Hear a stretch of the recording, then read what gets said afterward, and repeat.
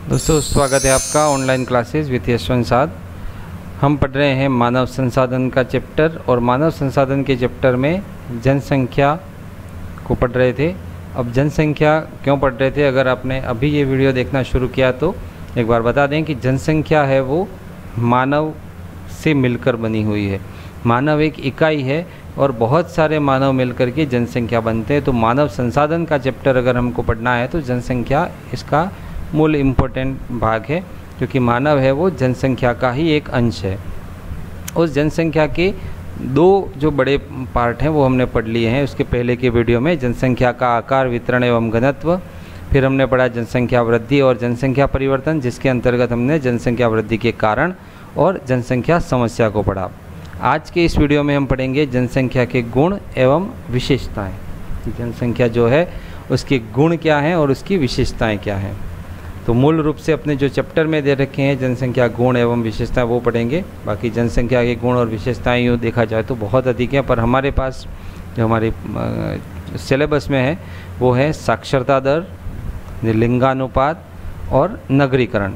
ये तीन जनसंख्या के गुण और विशेषताएं हैं जिसको हम एक एक करके इस वीडियो में देखेंगे। ओके, शुरू करते हैं जनसंख्या के गुण एवं विशेषताएं। पहला साक्षरता दर, लिंगानुपात और नगरीकरण। तो सबसे पहला है साक्षरता दर। एक शिक्षित और जागरूक नागरिक ही बुद्धिमत्तापूर्ण निर्णय ले सकता है और बोध और विकास के कार्य भी कर सकता है। मैं अपनी पर्टिकुलर मेरी बात करूं तो इस देश की सभी समस्याओं का एक रामबाण इलाज है और वो है शिक्षा। अगर देश में शिक्षा आ गई और देश में सभी लोग शिक्षित हो गए तो फिर इस देश में कहीं पर किसी और समस्या के लिए स्थान नहीं रहेगा। क्यों नहीं रहेगा? क्योंकि एक शिक्षित और जागरूक नागरिक ही बुद्धिमत्तापूर्ण निर्णय ले सकता है और बोध और विकास के कार्य कर सकता है। फिर उसको समझाने की आवश्यकता नहीं पड़ेगी। सरकार को जितनी भी योजनाएं चलानी पड़ रही हैं वो सब योजनाओं चलाने की भी आवश्यकता नहीं पड़ेगी, क्योंकि वो व्यक्ति जब शिक्षित और जागरूक हो जाएगा तो वो स्वयं ही बुद्धिमत्तापूर्ण निर्णय ले सकेगा और बोध और विकास के कार्य कर सकेगा। इसलिए इस देश में अगर सबसे ज़्यादा आवश्यकता है किसी चीज़ की तो वो है शिक्षा की। अगर व्यक्ति शिक्षित हो जाएंगे तो फिर उसका संपूर्ण विकास उसका भी होगा, और जब मानव का विकास होगा तो मानव एक संसाधन के रूप में है। हम जो ये टॉपिक पढ़ रहे हैं, चैप्टर पढ़ रहे हैं, तो मानव जब वो संसाधन ही बुद्धिमत्तापूर्ण हो जाएगा तो फिर उस संसाधन का हम कितना सदुपयोग कर पाएंगे इसकी हम कल्पना भी नहीं कर सकते। इसलिए शिक्षित और जागरूक नागरिक ही बुद्धिमत्तापूर्ण निर्णय ले सकता है और बोध और विकास के कार्य कर सकता है। इसलिए शिक्षा इम्पोर्टेंट है। तो आप भी बने रहिए, पढ़ते रहिए। जब भी समय मिले, जैसे भी समय मिले, पढ़ना हमको बहुत ही ज़रूरी है। पढ़ाई करते रहना, शिक्षा लेते रहना है, क्योंकि शिक्षा कभी वेस्ट नहीं जाती। जो भी हम ज्ञान लेते हैं वो ज्ञान हमारे साथ ही रहता है हमेशा, अभी भी और बाद में भी। तो शिक्षित होना, ज्ञान लेते रहना बहुत ज़रूरी है। साक्षरता स्तर में कमी, किसी भी देश में, किसी भी क्षेत्र में अगर साक्षरता स्तर में कमी है तो वो आर्थिक प्रगति में एक गंभीर बाधा है। किस तरह से गंभीर बाधा है, इसका एक छोटा सा एग्जांपल लेते हैं। जैसे सरकारें हम या जितने भी हमारे उसके उपक्रम हैं, सरकार के उपक्रम हैं, उन सबको अगर साक्षरता में कमी है तो वो व्यक्ति उसके ऊपर ज़्यादा ध्यान नहीं देगा। चाहे वो हमारे सरकारी हॉस्पिटल ले लें, परिवहन के साधन ले लें या जो भी, तो उन सब में जब वो ध्यान नहीं देगा तो उनकी तोड़फोड़ भी हो सकती है, उनका मिसयूज़ भी हो सकता है। तो एक तरह से सरकार की अर्थतंत्र पर ये बाधा पहुंचती है, तो वो आर्थिक प्रगति में एक बाधा ही है। और दूसरा कि जितनी भी उसकी स्कीम्स हैं, सरकार की स्कीम्स हैं, उनका पूरा फ़ायदा नहीं ले पाते। तो साक्षरता स्तर में कमी है वो आर्थिक प्रगति में भी बाधा। ये तो व्यक्तिगत हुई। फिर इसको हम देश लेवल पर देखने जाएंगे तो और बहुत बड़ी बड़ी बातें होंगी, क्योंकि मानव संसाधन है, उस मानव का अगर साक्षरता स्तर है कम तो वो संसाधन के रूप में उस देश को जितना दे सकता है उतना नहीं दे पाएगा। क्योंकि वो जो हमने इसका पढ़ा था कि मानव संसाधन की जो अवधारणा है वो परिसंपत्ति के रूप में है। तो जिस संसाधन की साक्षरता स्तर में ही कमी होगी वो परिसंपत्ति अच्छी नहीं बन पाएगी, और जब मानव संसाधन अच्छा नहीं होगा तो देश की आर्थिक प्रगति में वो एक गंभीर बाधा ही होगी। 2011 की जनगणना के अनुसार एक व्यक्ति जिसकी आयु 7 वर्ष या उससे अधिक है, किसी भाषा को समझकर लिख या पढ़ सकता है तो उसे साक्षर की श्रेणी में रखा जाता है। साक्षर किसे कहेंगे? वैसे इसका संधि विच्छेद करें तो स प्लस अक्षर के साथ। तो 2011 की जनगणना में साक्षर किसे कहा गया? तो एक व्यक्ति जिसकी आयु 7 वर्ष या उससे अधिक है और किसी भाषा को समझ करके, किसी भी, चाहे वो हिंदी हो, अंग्रेजी हो, कोई भी, किसी भी भाषा को समझ करके लिख या पढ़ सकता है तो उसे हम साक्षर की श्रेणी में रख सकते हैं। ये साक्षरता की परिभाषा है। साक्षर किसे कहेंगे? तो 7 वर्ष की आयु हो, किसी भी भाषा को लिख करके या पढ़ सकता है, समझ सकता है, तो वो साक्षर है। 2011 की जनगणना के अनुसार देश की साक्षरता दर थी 74.04, 74.04% थी देश की साक्षरता दर 2011 की जनगणना के अनुसार। और इसमें पुरुष साक्षरता दर है वो 82.14% है। पुरुषों की साक्षरता दर 2011 के अनुसार 82.14% और महिलाओं की साक्षरता दर 65.46% है। महिलाओं की साक्षरता दर कम है, पुरुषों की साक्षरता दर अधिक है। 2011 में आज़ादी के इतने समय के बाद भी अगर हम देखें तो महिलाओं की साक्षरता दर आज भी कम है पुरुषों के मुकाबले में। 2011 की जनगणना के अनुसार सर्वाधिक साक्षर राज्य केरल, सबसे अधिक साक्षर राज्य है वो केरल है, जहाँ की साक्षरता का ये प्रतिशत है 93.91%। देश में सर्वाधिक साक्षर राज्य केरल है और इसका जो दर है वो प्रतिशत है वो 93.91% है। और सबसे कम साक्षरता दर है वो बिहार की है 63.82%। बिहार की जो साक्षरता दर है वो सबसे कम है। और इसकी हमने जो घनत्व देखा था वो अभी आपको याद करना पड़ेगा। मैंने उस समय जब पढ़ा रहा था उसके पहले के वीडियो में तो ये आपको कहा था कि जो घनत्व है वो आपको याद रखना है। तो बिहार का जो घनत्व है वो याद रख कीजिएगा। अभी फ़िलहाल हम पढ़ रहे हैं सबसे कम साक्षरता दर बिहार की 63.82%, सबसे कम साक्षरता दर बिहार, सबसे अधिक साक्षरता दर केरल की। राजस्थान की साक्षरता दर 67.07% है। ये भारत की जो साक्षरता दर है उससे भी कम है। भारत की अभी हमने देखा था उसकी पहले की स्लाइड में, तो उससे भी कम है। जिसमें पुरुषों की साक्षरता दर 80.51% है और महिलाओं की साक्षरता दर 52.66% है। राजस्थान में भी देखा जाए तो पुरुषों की साक्षरता दर अधिक है और महिलाओं की साक्षरता दर कम है। राजस्थान साक्षरता की दृष्टि से राष्ट्रीय औसत से भी पीछे है। पूरे देश की औसत निकाली जाए तो उससे भी पीछे है। राजस्थान में ग्रामीण क्षेत्रों में विशेषकर महिलाओं में साक्षरता का अभाव है, ठीक है। और ये सबसे प्रमुख कारण है मेरी नज़र में जो देश में साक्षरता कम है, क्योंकि जब परिवार में महिलाएं होती हैं वो इम्पोर्टेंट होती हैं। महिलाएं हैं वो अपने बच्चों को जो संस्कार देने का काम ये सब महिलाओं का होता है, घर की महिलाएं ये सब करती हैं। तो अगर महिलाएं ही साक्षर नहीं होंगी तो ये जो दूसरी चीज़ें हम सोच रहे हैं, दूसरी चीज़ें इस देश में होनी चाहिए, वो सब कैसे हो पाएंगी जब महिलाओं में साक्षरता की कमी होगी। तो महिलाओं को शिक्षित करना, साक्षर करना बहुत ज़रूरी है ताकि वो अपने बच्चों को और ज़्यादा शिक्षित कर पाएँ। कोटा ज़िले की साक्षरता दर सर्वाधिक है 77.48%। कोटा वैसे भी इस देश का प्रमुख स्थान है, हमारे राज्य का तो है ही, जिसको एजुकेशन के मामले में सबसे अधिक है वो, जहाँ देश विदेश से बच्चे पढ़ने के लिए आते हैं। तो वहाँ की जो साक्षरता दर है वो सबसे अधिक है राज्य में 77.48%।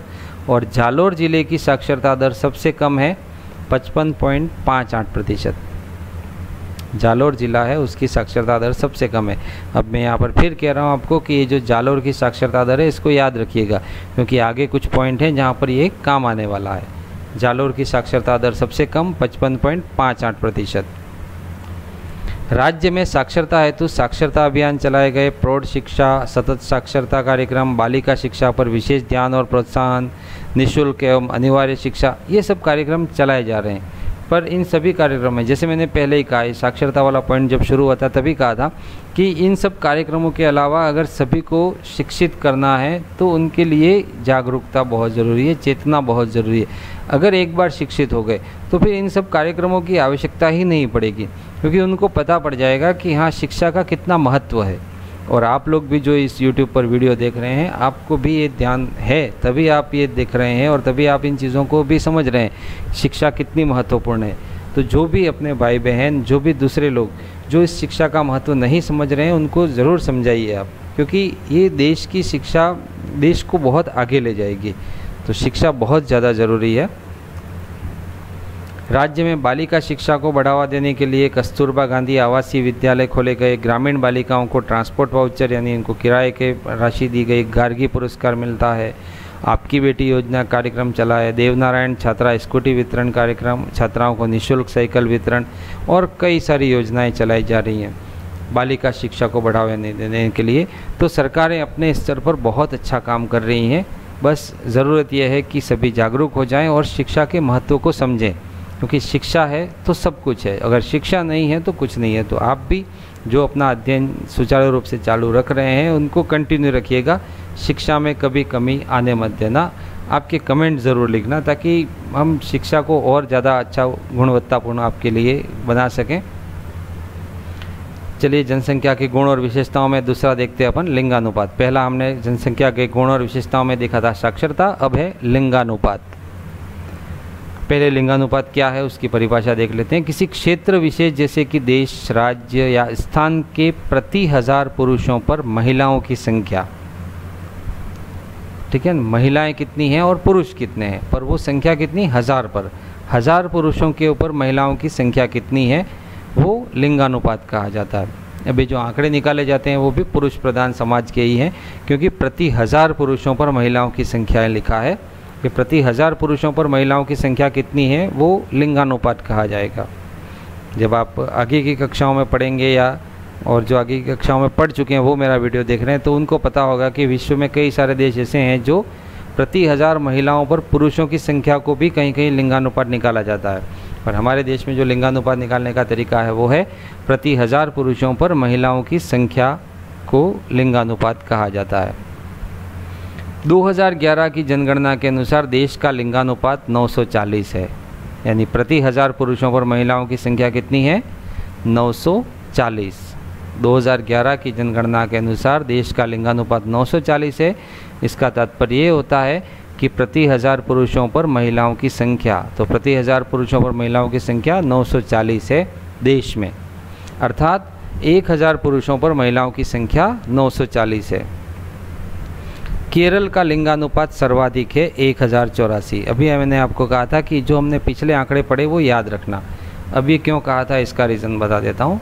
केरल जो भी हमने पढ़ा था, जहाँ साक्षरता दर सबसे अधिक है, तो जो शिक्षित हैं वो समझते हैं कि महिला और पुरुष में कोई अंतर नहीं है, तो इसलिए यहाँ पर महिलाओं की संख्या अधिक है 1084। प्रति 1000 पुरुषों पर महिलाओं की संख्या है 1084।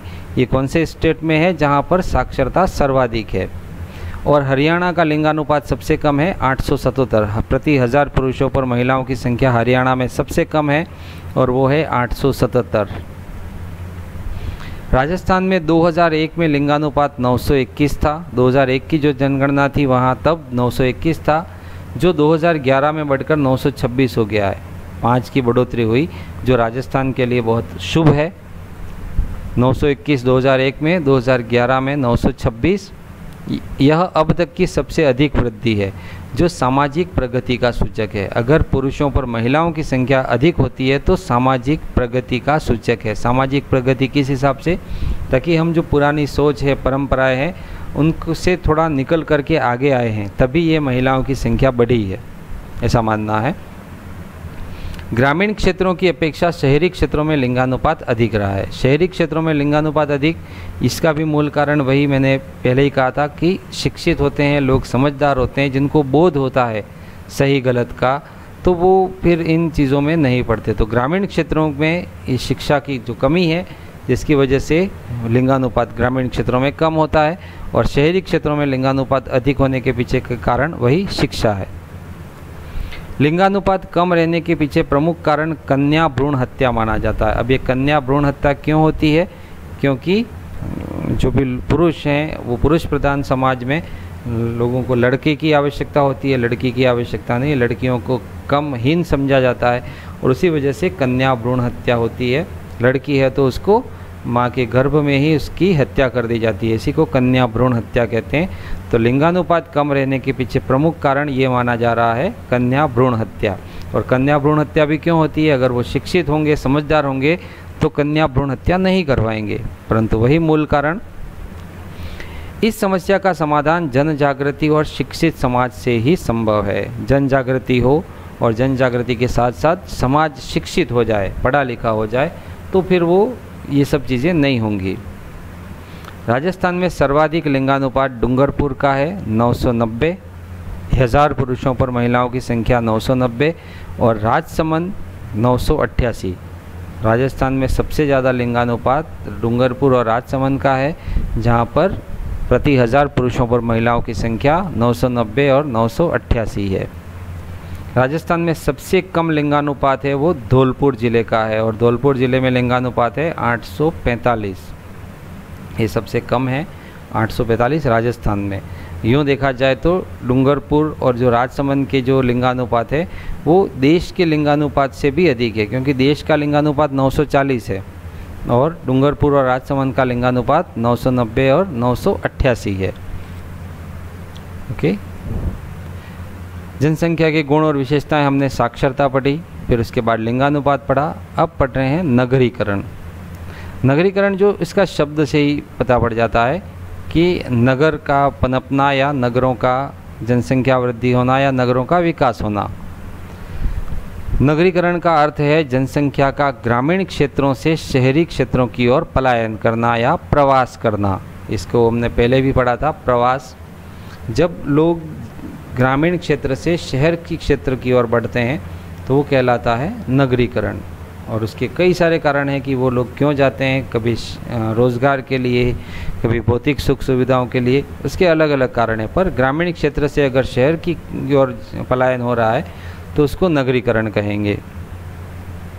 शहरी क्षेत्रों के भौतिक विस्तार जैसे कि क्षेत्रफल, जनसंख्या आदि का विस्तार भी शहरीकरण कहलाता है। और शहरीकरण की या नगरीकरण की एक और परिभाषा है कि उसका भौतिक विस्तार यानी क्षेत्रफल बढ़े। कोई शहर पहले कम क्षेत्रफल में था, अब उसका क्षेत्रफल बढ़ गया।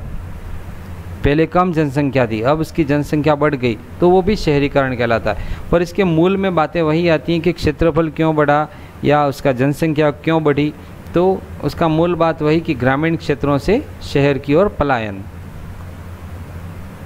एक और जहां शहरीकरण या नगरीकरण आधुनिक औद्योगिकरण एवं सामयिक प्रणाली का द्योतक है, वहीं दूसरी ओर यह पर्यावरण और प्राकृतिक संसाधनों के लिए घातक भी है। हर सिक्के के दो पहलू होते हैं। अगर नगरीकरण या शहरीकरण बढ़ रहा है तो उससे औद्योगिकरण और सामयिक प्रणाली जो बढ़ रही है, हमारी जो समय के अनुसार जो हमको करना चाहिए या होना चाहिए वो हो रहा है, ठीक है। परंतु दूसरी ओर एक और माइनस पॉइंट है कि उससे पर्यावरण और प्राकृतिक संसाधनों को भी खतरा पहुंचता है। शहरीकरण बढ़ेगा, औद्योगिकरण बढ़ेगा, प्रदूषण बढ़ेगा, तो हमारी जल, वायु, ज़मीन, इन सब पर भी नुकसान पहुंचेगा, प्रकृति को नुकसान पहुंचेगा। तो इसलिए लिखा है कि शहरीकरण से ये सब चीज़ें अच्छी तो हो रही हैं, पर साथ ही पर्यावरण और प्रकृति को भी नुकसान पहुंच रहा है। भारत में कृषि मुख्य व्यवसाय है, जिससे भारत की ग्रामीण जनसंख्या 3/4 से थोड़ी कम, ठीक है, 3/4 से भी थोड़ी कम शहरी जनसंख्या से अधिक है। भारत में कृषि मुख्य व्यवसाय, ये कृषि वाले वीडियो में हमने देखा था। तो भारत की जो ग्रामीण जनसंख्या है वो अधिक है और शहरी जनसंख्या है वो कम है। ग्रामीण जनसंख्या शहरी जनसंख्या से अधिक है।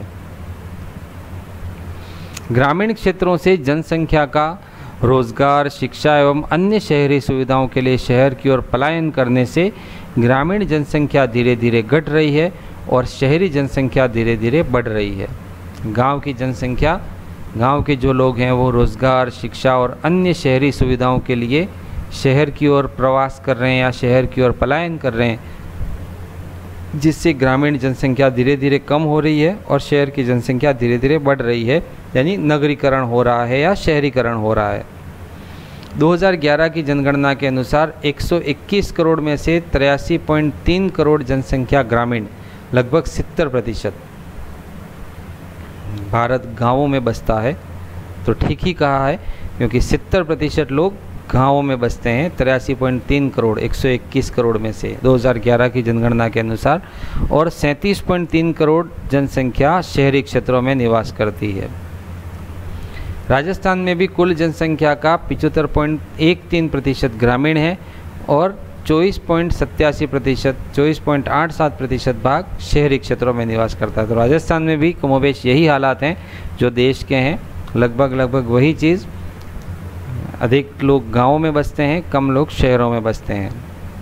राजस्थान में भी 3/4 जनसंख्या, 3/4 जनसंख्या ग्रामीण क्षेत्र में निवास करती है और उनका प्रमुख व्यवसाय कृषि है। देश का जब प्रमुख व्यवसाय कृषि है तो राजस्थान का भी प्रमुख व्यवसाय कृषि भी है, गाँवों में जो लोग रहते हैं। आपको वीडियो कैसा लगा दोस्तों? प्लीज़ कमेंट कीजिएगा, लाइक कीजिएगा, शेयर भी कीजिएगा अपने दोस्तों को, ताकि वो भी अध्ययन में कहीं रुकावट उनके ना हो। और सब्सक्राइब नहीं किया है अभी तक तो ज़रूर कीजिएगा, ताकि अगले वीडियो आपको समय पर मिल सकें। धन्यवाद।